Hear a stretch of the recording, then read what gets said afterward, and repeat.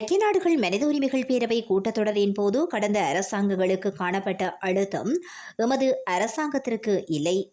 மனித உரிமைகள் குறித்து எமது நடவடிக்கைகள் சர்வதேசம் ஏற்றுக்கொண்டுள்ளது.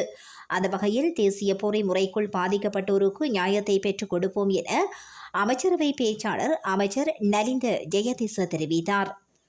கொழும்பில் உள்ள அரசாங்க தகவல் திணைக்களத்தில் நேற்றைய தினம் செவ்வாய்க்கிழமை இடம்பெற்ற அமைச்சரவை தீர்மானங்களை அறிவிக்கும் ஊடகவியலாளர் மாநாட்டில் இதனை தெரிவித்த நலிந்த ஜெயதிச மேலும் குறிப்பிடுகையில், மாகாண சபை தேர்தல் உரிய காலத்தில் இடம்பெறும் எனினும் அதற்கான காலம் தொடர்பில் தற்போது குறிப்பிட முடியாது.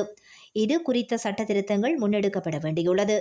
கிடைக்கும் முதலாவது சந்தர்ப்பத்திலேயே மாகாண சபை தேர்தல் நடாத்தப்பட வேண்டும் என்பதே அரசாங்கத்தின் எதிர்பார்ப்பாகும். இதற்கு முன்னர் செப்டம்பரில் ஜெனீவாவில் மனித உரிமைகள் கூட்டத்தொடர் ஆரம்பமானால் அரசாங்கங்கள் எவ்வாறு அழுத்தத்தில் இருந்தன என்பது அனைவருக்கும் தெரியும். ஆனால் எமது அரசாங்கத்திற்கு அவ்வாறு எந்த அழுத்தமும் இல்லை. கடந்த ஜூனில் நாட்டுக்கு விஜயம் செய்த ஐநா மனித உரிமைகள் உயர் சாணிகரின் அறிக்கை எமக்கு சார்பானதாகவே காணப்படுகிறது. இலங்கையில் மனித உரிமைகள், நல்லிணக்கம், ஜனநாயகம் தொடர்பில் சர்வதேசத்தின் மத்தியில் வரவேற்பு கிடைத்துள்ளது.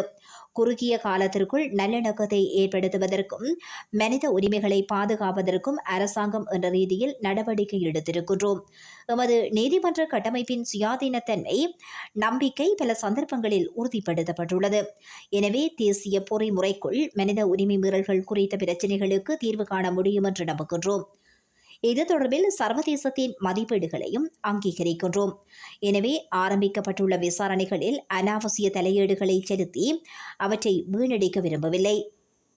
இதேவேளை சிறிய அடிப்படைவாத தீவிரவாத குழுக்கள் தலை தூக்குவதற்கும் இடமளிக்கப்பட மாட்டாது. பயங்கரவாத தடை சட்டத்தையும் ரத்து செய்து புதிய சட்டத்தை நடைமுறைப்படுத்துவோம். நிகழ்நிலை காப்புச் சட்ட திருத்த நடவடிக்கைகளும் முன்னெடுக்கப்பட்டுள்ளன. இவற்றை மனித உரிமைகள் கூட்டத்தொடரில் தெளிவாக குறிப்பிட்டுள்ளோம் என அமைச்சரவை பேச்சாளர் அமைச்சர் நலிந்த ஜெயதிச தெரிவித்தார்.